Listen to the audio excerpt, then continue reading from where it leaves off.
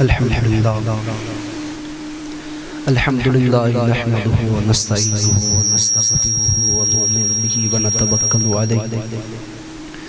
ونعوذ بالله من شرور أنفسنا ومن سيئات أعمالنا من يهده الله فلا مضل له ومن يضلله فلا هادي له ونشهد أن لا إله إلا الله وحده لا شريك له ونشهد أن سيدنا محمدا عبده ورسوله أما بعد فأعوذ بالله من السميع العليم من الشيطان الرجيم بسم الله الرحمن الرحيم إذ يقول لصاحبه لا تحزن إن الله معنا صدق الله مولانا العظيم وصدق رسوله النبي الأمين المكين الكريم ونحن على ذلك لمن الشاهدين والشاكرين والحمد لله رب العالمين اللهم نبر قلوبنا بالقرآن وزين أخلاقنا بالقرآن ونجنا من النار بالقرآن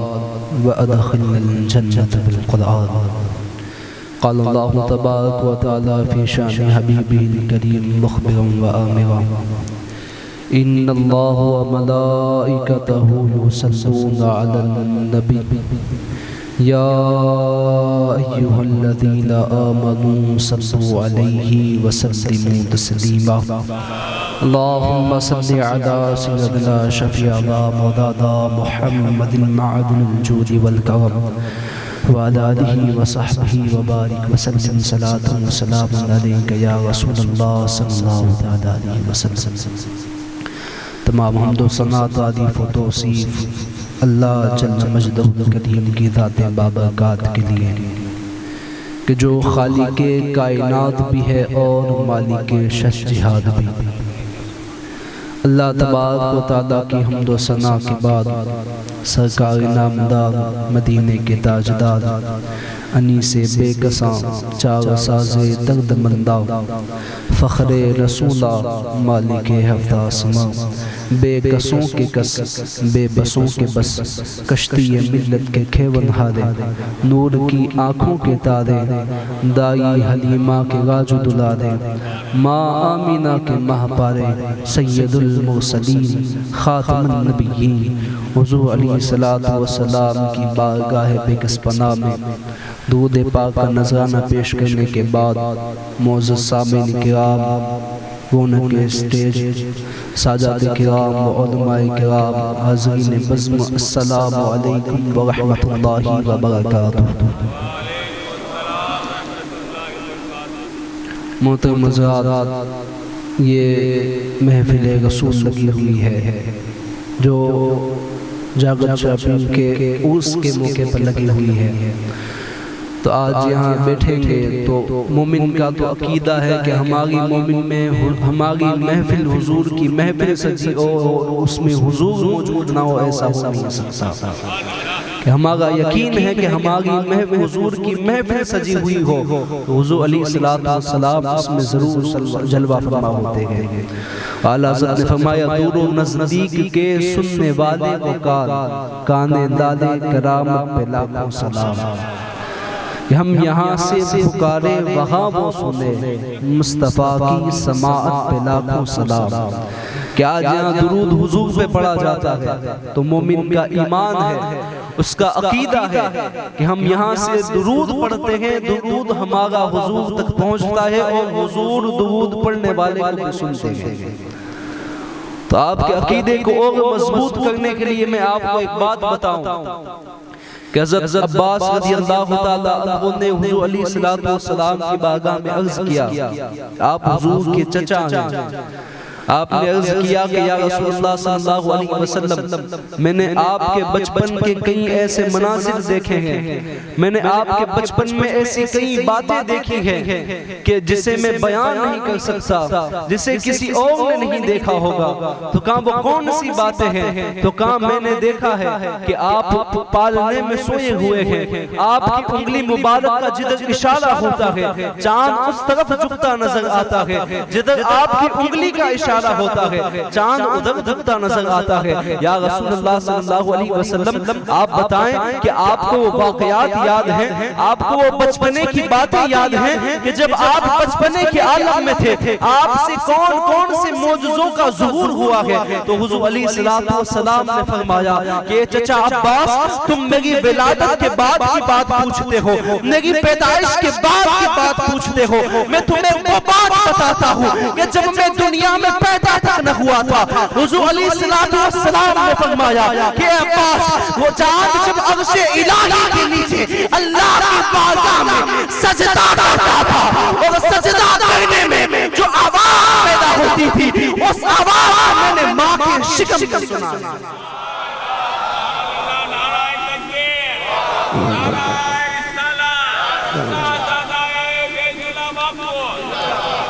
اب کوئی کہے کہ ہم یہاں سے پکارے اور وہاں وہ نہ سنے تو ایسا ہو ہی نہیں سکتا ہے۔ مومن کا تو عقیدہ ہے کہ یہاں سے اگر ہمیں کسی مصیبت میں پھنس جائیں تو کہے اغثنی یا رسول اللہ تو حضور ضرور مدد کو آتے ہیں۔ تو ابھی میں نے جس آیت مقدسہ کو تلاوت کیا اِذْ يَقُولُ لِصَاحِبِهِ لَا تَحْزَنْ إِنَّ اللَّهَ مَعَنَا، کہ اپنے دوست سے فرما دو کہ گھبرائے نہیں، ڈرے نہیں، اللہ تمہارے ساتھ ہے۔ یہ اس آیت سے متعلق اور ابھی کل نہیں اور پرسوں کے دن یوم صدیق اکبر ہے۔ صدیق اکبر کی وصال کا دن ہے، تو اسی نسبت سے چند باتیں حضرت صدیق اکبر کی شان میں آپ کے گوش گزار کروں گا۔ اللہ تبارک و تعالیٰ میری زبان پر کلمۃ الحق جاری فرمائے کہ صدیق اکبر کی ذات کون سی ذات ہے، آپ کی شان کیا شان ہے، کہ آپ کی شان یہ ہے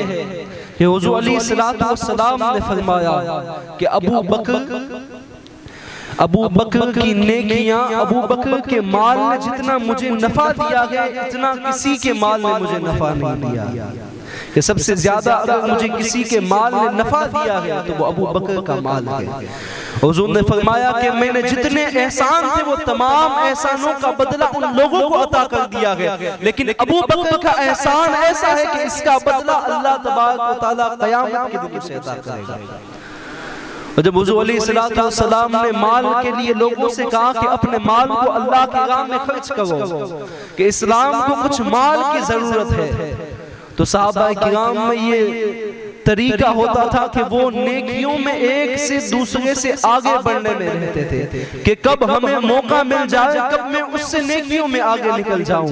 تو حضرت عمر فاروق اعظم کہتے ہیں کہ میں ہر وقت فراق میں رہتا تھا کہ کوئی موقع تو ایسا مل جائے کہ میں ابو بکر سے بھی آگے بڑھ جاؤں، میں ان سے آگے نیکیوں میں بڑھ جاؤں، کوئی تو ایسا موقع مجھے بھی مل جائے۔ تو حضور علیہ السلام نے جب مال کے لیے کہا تو حضرت عمر فاروق نے کہا کہ اس بار تو میں ضرور ابو بکر سے بھی آگے نکلوں گا۔ آپ گھر پر جاتے ہیں، کل مال جمع کرتے ہیں، پورے مال کے 2 حصے کیے، ایک حصہ اپنے گھر والوں کے لیے چھوڑا اور دوسرا حصہ لے کر حضور علیہ السلام کے دربار میں حاضر ہوتے ہیں اور آپ کی بارگاہ میں اس مال کو رکھتے ہیں۔ اور حضور علیہ السلام نے فرمایا عمر گھر والوں کے لیے کیا چھوڑ کے آئے ہو؟ تو حضرت عمر نے فرمایا کہ حضور آدھا مال آپ کے پاس لے کے آیا ہوں اور آدھا گھر والوں کے لیے چھوڑ کے آیا ہوں۔ کہ اتنے میں حضرت ابو بکر صدیق آتے ہیں، حضرت ابو بکر صدیق مال کا گٹھری اپنے سر پر اٹھائے ہوئے آتے ہیں کہ اتنے میں سدرہ کے مکین حضرت جبرائیل علیہ السلام آتے ہیں اور حضور علیہ السلام کی بارگاہ میں آتے ہیں۔ تو آپ کیا دیکھتے ہیں کہ جبرائیل کا لباس کیسا لباس ہے؟ آپ نے ایک چادر پھٹی ہوئی چادر پہنی ہوئی ہے، اس میں الگ جگہ جگہ پر تیبل لگے ہوئے ہیں اور اس میں بٹن کی جگہ پر ببول کے کانٹے لگے ہوئے ہیں۔ حضور نے فرمایا اے جبرائیل یہ کیسا لباس پہنا ہے تم نے، یہ کس طرح کا لباس پہن کر آئے ہو؟ تو جبرائیل کہتے ہیں یا رسول اللہ صلی اللہ علیہ وسلم یہ وہ لباس ہے جو آپ کے یار جبرائیل نے پہنا ہے جب اس نے سارا مال اللہ کی راہ میں دے دیا اور اپنا لباس اللہ کی راہ میں دے دیا ہے، اور یہ لباس اختیار کیا ہے تو اللہ تبارک و تعالیٰ نے تمام فرشتوں کو حکم دیا ہے کہ سب لوگ اسی لباس کو پہنے جو ابو بکر صدیق نے پہنا. چنانچہ حضرت ابو بکر صدیق آتے ہیں، وہ سامان اپنے حضور علیہ السلام کے قدموں میں رکھتے ہیں. حضور نے پوچھا ابو بکر گھر والوں کے لیے کچھ چھوڑ کے آئے ہو؟ تو ابو بکر صدیق نے فرمایا اللہ اور اس کے رسول کو گھر والوں کے لیے چھوڑ کے آئے. حضرت ابو بکر صدیق کی شان ہے. کوئی ایسا عاشق لائے تو صحیح، کوئی ایسا عشق تو لائے جیسا ابو بکر نے حضور سے کیا گیا. اس کی کوئی مثال نہیں دے سکتا. حضور علیہ السلام نے فرمایا کہ جس طرح انبیاء کرام 1,00,000 کے اوپر کم و بیش کئی انبیاء کرام ہیں، اسی طرح میرے صحابہ کرام بھی 1,00,000 سے کچھ زیادہ ہے. اور حضور نے فرمایا کہ اللہ تبارک و تعالیٰ نے ان انبیاء کرام کے کچھ صفتوں کو میرے صحابہ میں رکھا ہے. تو کہا میرے صحابہ کے اندر بھی ان انبیاء میں سے کسی نہ کسی نبی کی کچھ نہ کچھ صفت کو رکھا گیا. تو حضور علیہ السلام نے فرمایا اگر کوئی موسیٰ علیہ السلام کے جلال کو دیکھنا چاہے تو وہ حضرت عمر کے سینے کو دیکھ لے. کہا کوئی حضرت ہارون علیہ السلام کو دیکھنا چاہے تو وہ حضرت عثمان غنی کو دیکھ لے. کوئی حضرت ابراہیم علیہ السلام کے سینے کو دیکھنا چاہے تو وہ میرے یار ابو بکر صدیق کے سینے کو دیکھ لے. ابو حضرت ابراہیم علیہ السلام اللہ کے خلیل ہے اور ابو بکر ہے یہ میرا خلیل. فرمایا حضور کہ ابو بکر یہ میرا خلیل ہے. تو صحابہ کرام نے عرض کیا کہ یا رسول اللہ صلی اللہ علیہ وسلم آپ نے اتنے صحابہ کرام کے بارے میں تو بتایا کہ ان لوگوں کے اندر اور انبیاء کرام کی کچھ نہ کچھ صفاتیں پائی جاتی ہیں، ان کے اندر اللہ تبارک و تعالیٰ نے کچھ نہ کچھ صفتوں کو رکھا ہے. یا رسول اللہ صلی اللہ علیہ وسلم اگر ہم آپ کے مثل کسی کو دیکھنا چاہیں، اگر ہم آپ کی صفت کو کسی میں دیکھنا چاہیں تو ہم کسی دیکھیں؟ تو حضور علیہ السلام نے فرمایا کہ اگر تم آدم کو دیکھنا چاہو، موسیٰ کے جمال کو دیکھنا چاہو، عیسیٰ کی نماز کو دیکھنا چاہو اور تصویر مصطفیٰ کو دیکھنا چاہو تو علی بن ابی طالب کے چہرے.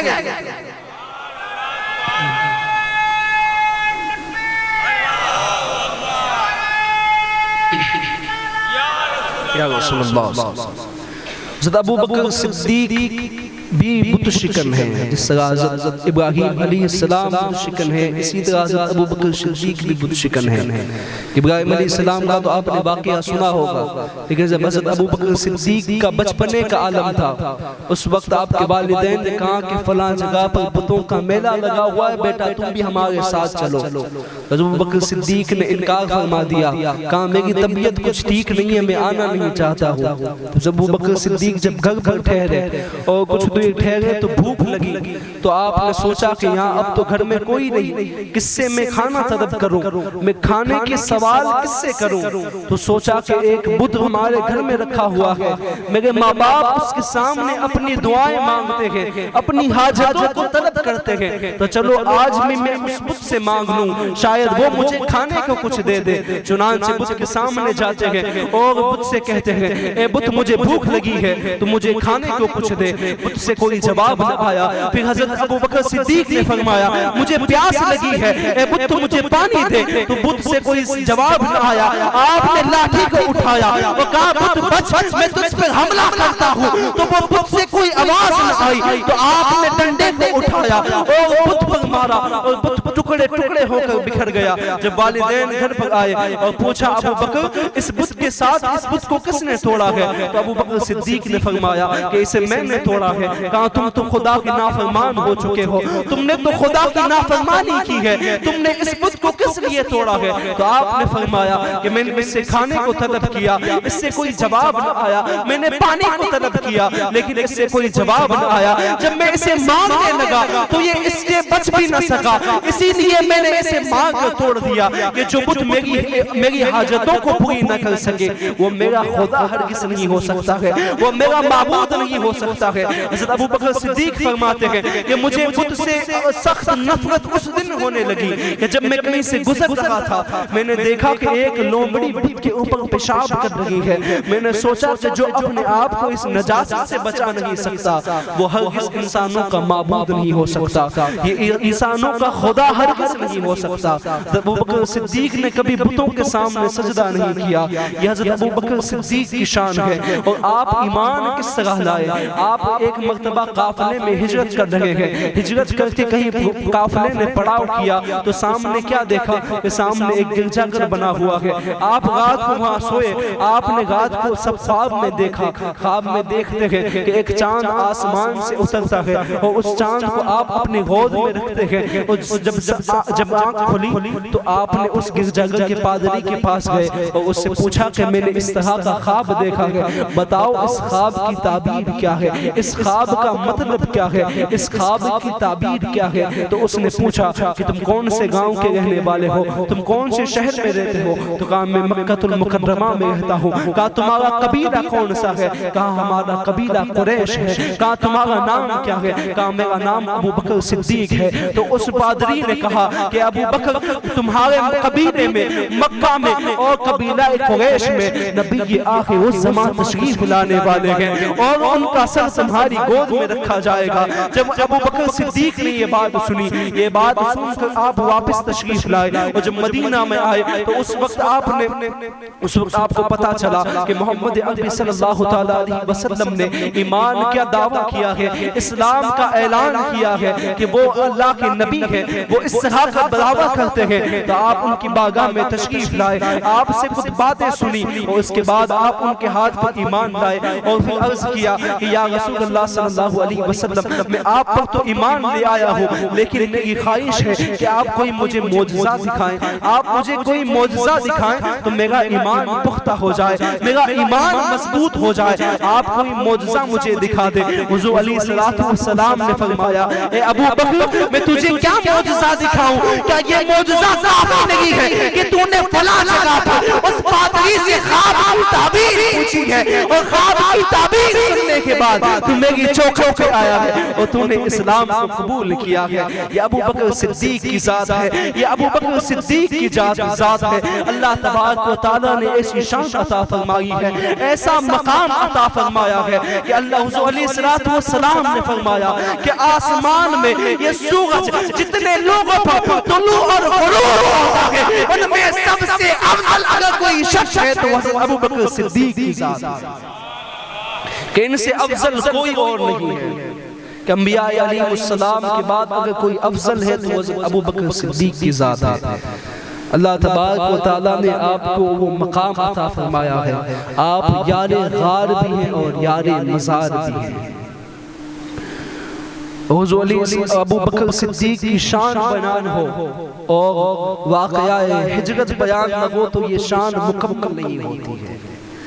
یہ کون سی ابو بکر کی نیکی ہے؟ یہ وہ نیکی ہے کہ جس کے بارے میں عمر کہے کہ کاش میں ابو بکر کے سینے کا ایک بال ہوتا، کہ غار میں جب حضور کا سر اس کی گود میں رکھا ہوا تھا تو کاش میں اس وقت ابو بکر کے سینے سے حضور کو تک رہا ہوتا، کہ جس کے سینے کا ایک بال ہونے کی خواہش حضرت عمر خطاب کرے، وہ ابو بکر صدیق کی ذات ہے۔ عائشہ صدیقہ نے حضور علیہ السلام سے ایک مرتبہ پوچھا تھا کہ یا رسول اللہ صلی اللہ علیہ وسلم آسمان میں تارے بکھرے ہوئے تھے، ہر طرف تارے جگمگا رہے تھے۔ ابو بکر حضور علیہ السلام سے عائشہ صدیقہ سلام اللہ علیہ عرض کرتی ہے کہ یا رسول اللہ صلی اللہ علیہ وسلم ان تاروں کے مقابل بھی کسی کی نیکیاں ہیں کیا؟ ان تاروں کے برابر بھی کسی کی نیکیاں ہیں؟ تو حضور علیہ السلام نے فرمایا یہاں عائشہ عمر کی نیکیاں ہیں جو ان تاروں کے برابر ہیں، جو ان تاروں کے برابر عمر کی نیکیاں ہیں۔ تو چونکہ ماں عائشہ صدیقہ نے پوچھا تھا تو اس وقت خیال تھا کہ شاید حضور میرے بابا ابو بکر صدیق کا نام لے لیں، شاید ابو بکر صدیق کا نام لیں گے۔ جب حضور نے عمر کا نام لیا تو ماں عائشہ سے رہا نہ گیا تو پھر پوچھ لیا کہ حضور حضرت عمر کی نیکیاں اتنی ہیں تو میرے بابا کی نیکیاں کتنی ہیں، ابو بکر صدیق کی نیکیاں کتنی ہیں؟ تو حضور علیہ السلام نے فرمایا عائشہ عمر کی تمام نیکیاں ابو بکر کی ایک نیکی کے برابر نہیں ہو سکتی۔ یہ وہ نیکی ہے جو غار کی نیکی ہے، کہ وہ غار کی نیکی ایسی نیکی ہے کہ جب مسلمانوں کو مکہ سے ہجرت کا حکم ہوا، مسلمان جانے لگے، اور جب حضور علیہ السلام کو ہجرت کا حکم ہوا تو آپ نے بستر پر مولا کائنات شیر خدا علی المرتضیٰ کو سلایا اور کہا کہ امانت واپس لوٹا کر تم بھی صبح آ جانا۔ اور حضور علیہ السلام نے ابو بکر صدیق کے دروازے پر دستک دی، ابھی دستک دی اور ابو بکر صدیق نے دروازہ کھولا اور کہا حضور چلو میں تیار۔ حضور نے پوچھا ابو بکر میں نے تو تمہیں پہلے نہیں کہا تھا کہ آج ہمیں جانا ہے، تم کہہ رہے ہو میں پہلے سے تیار ہوں۔ ابو بکر صدیق کہتے ہیں یا رسول اللہ صلی اللہ علیہ وسلم، جب آپ نے کچھ دنوں پہلے مجھ سے کہا تھا کہ ابو بکر ہمیں بھی ہجرت کا حکم ہونے والا ہے اور تم میرے ساتھ چلو گے، یا رسول اللہ صلی اللہ علیہ وسلم جب سے آپ نے وہ بات کہی ہے ہر روز ابو بکر کا ساز و سامان تیار ہوتا ہے کہ کب حضور تشریف لائے اور کب ہجرت کے لیے چلنے کے لیے کہہ دے۔ چنانچہ حضرت ابو بکر صدیق حضور علیہ السلام کو لے کر غار سون کی طرف چلنے لگے، غار سون کی طرف جا رہے ہیں تو کیا دیکھتے ہیں، کبھی حضور کے آگے آ کے آپ کھڑے ہو جاتے ہیں، کبھی حضور کے دائیں آ کے کھڑے ہوتے ہیں، کبھی حضور کے بائیں آ کے کھڑے ہو جاتے ہیں، کبھی حضور کے پیچھے آ کے کھڑے ہوتے ہیں۔ ابو بکر حضور کے ارد گرد گھوم رہے ہیں، کبھی آگے آ جاتے ہیں، کبھی دائیں آ جاتے ہیں، کبھی بائیں آ جاتے ہیں، کبھی پیچھے آ جاتے ہیں۔ حضور نے فرمایا ابو بکر یہ کیا کر رہے ہو، کبھی آگے کھڑے ہوتے ہو، کبھی دائیں کھڑے ہوتے ہو، کبھی بائیں کھڑے ہوتے ہو، کبھی پیچھے کھڑے ہوتے ہو۔ ابو بکر صدیق عرض کرتے ہیں یا رسول اللہ صلی اللہ علیہ وسلم میرے دل میں جب یہ خیال آتا ہے کہ مشرکین ہمیں ڈھونڈ رہے ہیں، وہ لوگ ہماری تلاش میں ہیں، اور جب مجھے خیال آتا ہے کہ وہ آگے سے آ سکتے ہیں تو میں آپ کے آگے آ کے کھڑا ہو جاتا ہوں۔ جب مجھے خیال آتا ہے کہ وہ لوگ بائیں سے بھی آ سکتے ہیں تو میں بائیں جانب آ جاتا ہوں۔ جب مجھے خیال آتا ہے کہ وہ دائیں جانب سے بھی آ سکتے ہیں تو میں دائیں جانب آگے کھڑا ہو جاتا ہوں، اور جب مجھے خیال آتا ہے کہ وہ پیچھے سے آ سکتے ہیں تو میں پیچھے آ کے کھڑا ہو جاتا ہوں۔ تو حضور نے فرمایا کہ ابو بکر تم کہنا یہ چاہتے ہو کہ مجھ پر جب مجھ پر کوئی تیر پہلے چلے، مجھ پر کوئی گھاؤ لگنے والا ہو تو وہ گھاؤ سب سے پہلے ابو بکر کے سینے کو لگے۔ تو کہا ہاں حضور، ابو بکر صدیق کی یہی خواہش ہے کہ آپ پر اگر کوئی پہلا لگنے والا گھاؤ ہو وہ میرے محبوب کے سینے پہ نہ لگے، پہلے ابو بکر کے سینے کو وہ چیرتا ہوا پھر حضور تک اسے پہنچنا ہوگا۔ حضور علیہ السلام نے حضرت ابو بکر صدیق کے لیے دعا فرمائی اور آپ کی جنت کے لیے دعا فرمائی۔ اس کے بعد آپ غار سون کے قریب پہنچے، غار سون کے قریب پہنچے۔ ابو بکر صدیق نے کہا کہ حضور آپ ٹھہرے، میں اندر جا کے معائنہ کر لیتا ہوں، کوئی ایسی چیز تو نہیں جو آپ کو تکلیف پہنچا سکے، کوئی ایسا کوئی جانور تو اس میں موجود نہ ہو۔ آپ اندر تشریف لائے، آپ نے غار کو صاف کیا، غار کے گرد و غبار کو دور کیا، اور آپ نے دیکھا غار کے اندر کئی سارے چھید بنے ہوئے ہیں، کئی سارے سوراخ بنے ہوئے ہیں۔ آپ نے اپنے امامے کو پھاڑا، اپنے چادر کو پھاڑا اور ان سوراخوں کو بند کر دیا۔ ایک روایت میں 2 سوراخ باقی رہے، ایک روایت میں ہے کہ 1 سوراخ باقی رہا۔ ابو بکر صدیق نے اس سوراخ میں اپنی ایڑی کو رکھ دیا اور حضور علیہ السلام سے فرمایا کہ یا حضور علیہ السلام آپ تشریف لائے، اب غار کے اندر سب کچھ ٹھیک ہو چکا ہے۔ حضور تشریف لائے، حضور علیہ السلام نے اپنے سر انور کو ابو بکر صدیق کی گود میں رکھا ہوا ہے، ابو بکر صدیق کی گود میں آپ کا سر پڑا ہوا ہے، آپ حضور علیہ السلام کا سر ابو بکر صدیق کی گود میں پڑا ہوا ہے۔ اس ابو بکر کی گود کی عظمت کا اندازہ کون لگا سکتا ہے کہ جس کی گود میں سید المرسلین کا سر رکھا ہوا ہو، خاتم النبیین کا سر رکھا ہوا ہو۔ ابو بکر صدیق کی گود میں حضرت حضور علیہ السلام کا سر رکھا ہوا ہے۔ اس غار میں ایک سانپ رہتا تھا جو کئی ہزار سالوں سے رہ رہا تھا، اسے پتا تھا کہ آخری امت میں نبی آخر الزمان آنے والے ہیں، رحمت للعالمین آنے والے ہیں، اور ان کا ٹھہرنا اس غار میں ہونے والا ہے۔ وہ کئی سالوں سے اس غار میں چھپا ہوا تھا، جب اسے اسے خوشبو محسوس ہوئی، جب اسے محسوس ہونے لگا کہ آج تو کوئی تشریف ضرور لایا ہے، آج تو کسی کی تشریف آوری ضرور ہوئی ہے، وہ غار کے باہر آنا چاہتا تھا۔ اس نے سوچا کہیں سراغ ہے، کسی بھی سراغ سے نکل جاتا ہو،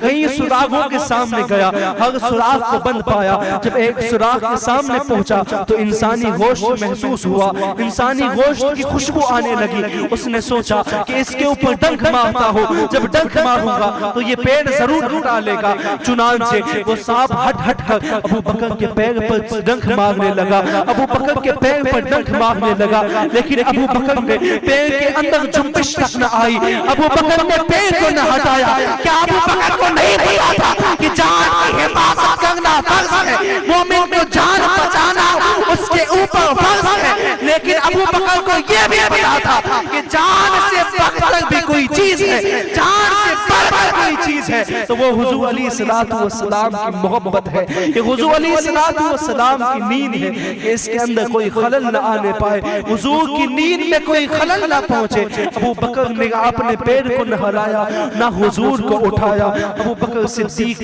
کے جسم میں زہر سرایت کرنے لگا، زہر آگے بڑھنے لگا، پیروں تک پھیل گیا، پورا جسم سرخ ہونے لگا، پیروں کی طرف کا حصہ ہرا ہونے لگا۔ ابو بکر صدیق کو جب تکلیف ہونے لگی، اس وقت آپ کا جسم تو نہ رہا، لیکن آپ کی آنکھوں سے یہ برداشت نہ ہوا، آنکھوں سے آنسو کے قطرے جاری ہو جاتے ہیں، اور آنسو گرتا بھی کہاں ہے، وہ خسار مصطفیٰ پر پڑتا ہے۔ ابو بکر تیرے آنسو پہ قربان ہو کہ جو گرا تو کہاں گرا ہے، حضور کے وہ خسار پر گرا ہے، سید المرسلین کے چہرے پر گرا ہے۔ حضور علیہ السلام نے جب دیکھا کہ ابو بکر رو رہے ہیں تو آپ بے قراری کی عالم میں اٹھ کر بیٹھ جاتے ہیں اور فرماتے ہیں کہ ابو بکر کیا ماجرا ہے، کس لیے رو رہے ہو؟ مسلمانوں میں آپ سے بتاؤ کہ کوئی بندہ غم کے اندر گرا ہوا ہو، اس کے اندر مصیبتوں کے پہاڑ ٹوٹ رہے ہو، اس کے اوپر کئی مصیبتیں ہو، وہ تکلیف میں گرا ہوا ہو، تو اس سے کوئی پوچھے کہ بندے تیرے کو کوئی تکلیف ہے، تجھے کوئی غم ہے، جب اس سے کوئی یہ بات کہتا ہے تو اس کے اندر کا جو غموں کا سیلاب ہوتا ہے وہ امڑ پڑتا ہے، وہ غزاروں کتار رونے لگتا ہے، وہ اپنی پریشانیاں بتانے لگتا ہے۔ پھر وہ پوچھنے والا شخص کتنا ہی بڑا بابرکت شخص نہ کیوں نہ ہو، اس وقت وہ شخص اس کے القابات کو نہیں بیان کرتا ہے، اس وقت وہ اس کے لقب کو نہیں کہتا ہے، سیدھی اپنی تکلیف بتاتا ہے۔ لیکن قربان جاؤ ابو بکر صدیق پر، قربان جاؤ ابو بکر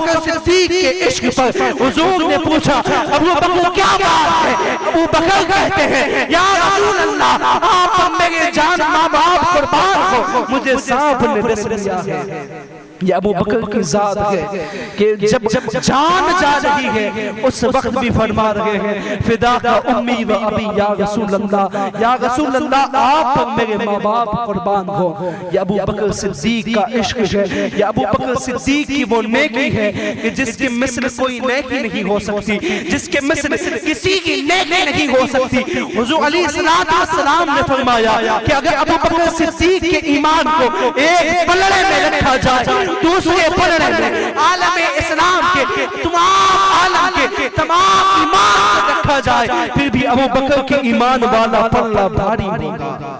یہ ابو بکر صدیق کی ذات ہے۔ اللہ تبارک و تعالیٰ نے آپ کو وہ شان عطا فرمائی ہے، وہ مقام آپ کو عطا فرمایا ہے کہ جب ابو بکر صدیق و حضور و مولا کائنات کا جب آمنے سامنے آئے، اور جب حضور علیہ السلام کی حجرے کے باہر ٹھہرے اور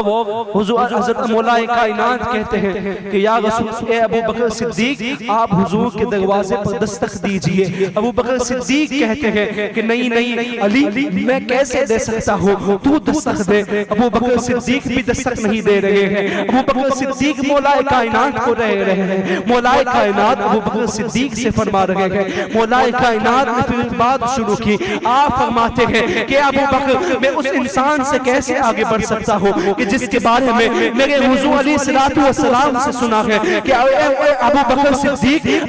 صدیق کی ذات وہ ذات ہے کہ عالم اسلام میں جتنے لوگ بھی ہیں ان تمام میں سب سے افضل ابو بکر صدیق ہیں۔ میں ابو بکر صدیق سے آگے کیسے بڑھ سکتا ہو؟ جب حضرت ابو بکر صدیق نے یہ بات سنی، ابو بکر صدیق نے کہا اے علی میں نے بھی حضور سے سنا ہے کہ حضور علیہ السلام نے فرمایا کہ عورتوں میں جو سب سے افضل تھی میں نے اس کو مردوں میں سب سے افضل کے نکاح میں دے دیا ہے۔ ابو بکر صدیق کی زبان سے پتا چلا کہ خیر الرجال جو ہے وہ حضرت مولا کائنات ہے اور عالم میں خیر النساء ہے، عورتوں میں سب سے افضل کوئی ہے تو وہ خاتون جنت ہے۔ ابو بکر صدیق کہتے ہیں کہ میں تم سے آگے کس طرح بڑھ سکتا ہوں، میں کس طرح دستک دے سکتا ہوں؟ تو اس کے بعد مولا کائنات فرماتے ہیں کہ ابو بکر صدیق میں تم سے آگے کس طرح بڑھ سکتا ہوں کہ جس کے بارے میں نے حضور علیہ السلام سے سنا ہو کہ حضور علیہ السلام نے فرمایا کہ بروز قیامت نفسی نفسی کا عالم ہوگا،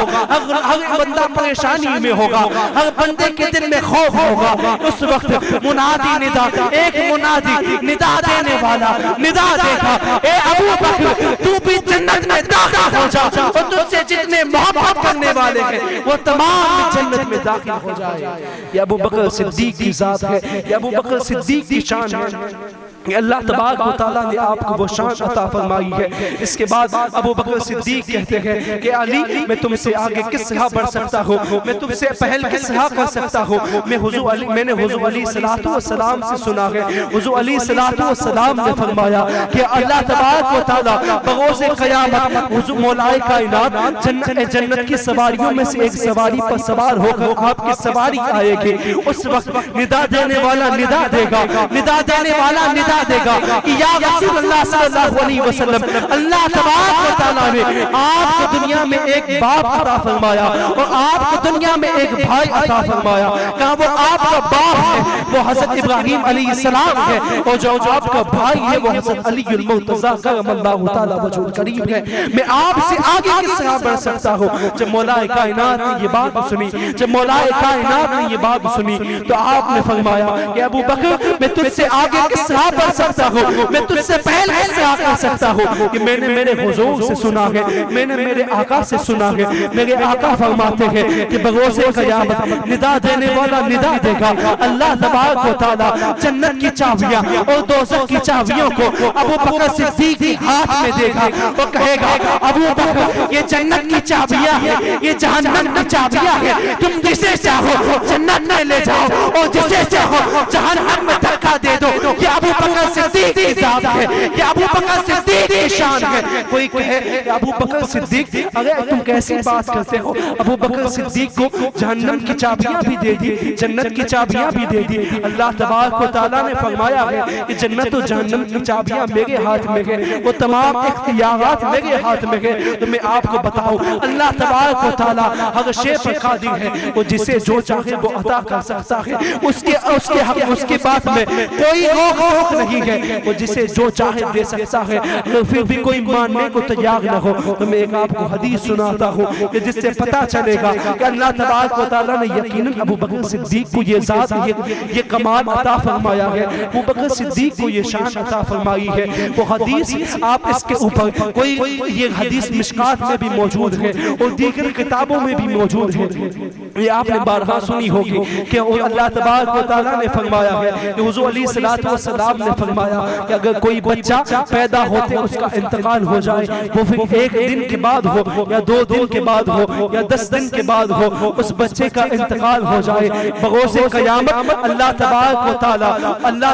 و تعالیٰ سے وہ بچہ جھگڑا کرے گا، وہ بچہ جھگڑالو ہو جائے گا۔ پھر وہ بچہ ہسپتال میں پیدا ہوا ہو یا کسی گھر میں پیدا ہوا ہو، لیکن بروز قیامت وہ اللہ تبارک و تعالیٰ سے جھگڑا کرے گا، اللہ تبارک و تعالیٰ سے جھگڑا کرے گا کہ مولا مجھے بھی مجھے تو تم نے جنت میں داخل ہونے کے لیے کہہ دیا ہے، لیکن میرے والدین کو بھی تو جنت میں داخل کر دے۔ اس وقت یہ جھگڑا کرے گا جب اس کے والدین کو جہنم میں داخل کرنے جہنم کا حکم ہو جائے گا، جب ان کے حق میں جہنم کا فیصلہ ہو چکا ہوگا، اس وقت وہ بچہ اللہ تبارک و تعالیٰ سے جھگڑا کرے گا کہ اے اللہ تبارک و تعالیٰ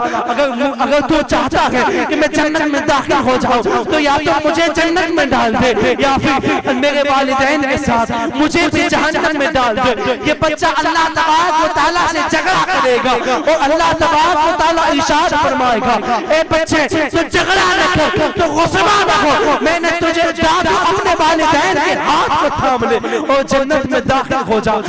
اللہ تبارک و تعالیٰ جب اس بچے کو یہ شان عطا کر سکتا ہے، جب اس بچے کو یہ بات عطا کر سکتا ہے کہ وہ بچہ جو 2-3 دن کے بعد انتقال کر گیا ہو، جس نے کوئی سجدہ نہیں کیا ہے، جس کی کوئی عبادت نہیں ہے، اس سے یہ اختیار ہے کہ وہ اپنے والدین کو جنت میں داخل کر سکتا ہے، تو ابو بکر صدیق تو یار غار بھی ہے، یار مزار بھی ہے۔ اللہ تبارک و تعالیٰ نے آپ کو ایسی شان عطا فرمائی ہے تو اللہ تبارک و تعالیٰ نے انہیں یہ بات اس طرح نہیں عطا کی ہوگی کہ ابو بکر صدیق جسے چاہے جنت میں لے جائے، جسے چاہے جہنم میں لے جائے۔ ابو بکر صدیق اور مولا کائنات کے بیچ میں یہ تکرار چل رہی ہے۔ ابو بکر صدیق مولا کائنات کی شان بیان کرتے ہیں، مولا کائنات ابو بکر صدیق کی شان بیان کرتے ہیں، ایک دوسرے کی شان بیان ہو رہی ہے۔ ابو بکر صدیق مولا کائنات کی شان بیان کرتے ہیں، مولا کائنات ابو بکر صدیق کی شان بیان کرتے ہیں۔ یہ دونوں اللہ کے پیارے ایک دوسرے کی شان بیان کرنے میں لگے ہوئے ہیں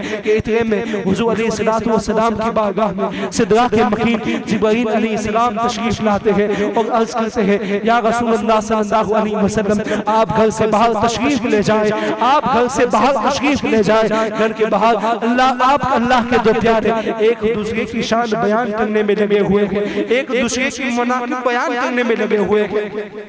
ایک دوسرے کی شان بیان کر رہے ہیں۔ یا رسول اللہ صلی اللہ علیہ وسلم یہ سمندر ہے، یہ سیاہی بن جائے اور یہ درخت ہے، یہ قلمیں بن جائے اور یہ کائنات کی ہستی ہے، یہ صفائے ہستی ایک صفا بن جائے اور پھر ابو بکر صدیق اور مولا کائنات کی شان کی جائے، پھر بھی یہ سمندر کی سیاہی ختم ہو جائے گی، درخت کی قلمیں ختم ہو جائے گی، یہ صفائے ہستی ختم ہو جائے گی، لیکن ابو بکر صدیق کی اور مولا کائنات کی شان بیان نہیں ہو سکتی ہے۔ اللہ تبارک و تعالیٰ نے آپ کو ایسی شان عطا فرمائی ہے، ایسا مقام عطا فرمایا ہے۔ ابو بکر صدیق اللہ تبارک و تعالیٰ نے آپ کو ایسا مقام عطا فرمایا ہے کہ آپ افضل البشر بعد الانبیاء بالتحقیق ہیں کہ انبیاء کرام علیہ السلام کے بعد اگر کوئی شخص سب سے افضل و اعلیٰ ہے تو وہ حضرت ابو بکر صدیق کی ذات ہے، وہ حضرت ابو بکر صدیق کی ذات ہے۔ وہ آخری بات بتاتا چلو کہ حضرت ابو بکر صدیق کا جب وصال قریب آیا تو اس وقت آپ نے فرمایا کہ مجھے کفن جو میں نے لباس پہنا ہوا ہے، اس لباس کو جب میرا وصال ہو جائے اس کے بعد اس لباس کو اتارنا، اس لباس کو دھونا اور اسی لباس میں مجھے کفن دینا۔ تو عائشہ صدیقہ کے عرض کرتی ہے کہ ابا جان ہمارے پاس اتنا بھی کم مال نہیں ہے، ہمیں اتنی تو وسعت ہے کہ ہم آپ کو بہترین سے بہترین اور نیا کفن آپ کو دے۔ چونکہ حضور علیہ السلام کی حدیث ہے کہ بندہ جس طرح کے لباس دنیا میں پہنتا ہو اسی طرح کے لباس کے کپڑے کا اسے کفن دیا جائے، بہترین سے بہترین کفن کی حضور علیہ السلام نے فرمایا ہے کہ بہترین سے بہترین کفن بندے کو دیا جائے۔ ابو بکر صدیق خواہش کیا کر رہے ہیں کہ میں نے جو لباس پہنا ہوا ہے یہ میرے وصال کے بعد اس لباس کو اتارنا، اسے دھونا اور اس لباس سے مجھے کفن دینا۔ تو امام حجر عسقلانی لکھتے ہیں کہ ابو بکر صدیق نے یہ کس طرح فرمایا ہے۔ ابو بکر صدیق کو معلوم تھا کہ سب سے بہترین کپڑے میں بندے کو کفن دیا جائے۔ ابو بکر صدیق کو یہ حدیث معلوم تھی، لیکن امام حجر عسقلانی لکھتے ہیں کہ ابو بکر صدیق نے اس وقت جو لباس پہنا ہوا تھا وہ لباس تھا جو حضور علیہ السلام نے آپ کو تحفے میں دیا ہوا تھا۔ چنانچہ ابو بکر صدیق یہ چاہتے تھے کہ جب میری روح اس جسم سے پرواز کرے تو اس وقت میرے جسم پر اگر کوئی کپڑا ہو تو وہ حضور علیہ السلام کا کپڑا ہو، اور جب میں قبر میں جاؤں تو اس وقت بھی اگر میرے جسم پر کوئی کپڑا ہو تو یہ حضور علیہ السلام کا کپڑا ہو۔ یہ ابو بکر صدیق کا عشق ہے۔ اللہ تبارک و تعالیٰ سے دعا کریں کہ اللہ تبارک و تعالیٰ کہنے سننے سے زیادہ عمل کرنے کی توفیق عطا فرمائے، اور کہنے سننے میں جو بھی غلطیاں خامیاں ناکامیاں ہوئی ہو، اسے اللہ تبارک و تعالیٰ اپنے محبوب کے صدقے تمہیں معاف فرمائے، اور ہم سب کو حضور علیہ السلام کی سچی پکی غلامی نصیب فرمائے، اور حضور علیہ السلام کی غلامی میں ہمیں موت نصیب فرمائے۔ اللہ تبارک و تعالیٰ سے دعا کرے کہ جب جب واپسی ہو یا اللہ لب پہ ہو لا الہ الا اللہ محمد رسول اللہ، انہیں جانا انہیں مانا، نہ رکھا غیر سے کام، للہ الحمد میں دنیا سے مسلمان گیا۔ باقی دعوانا الحمدللہ رب العالمین۔ السلام علیکم۔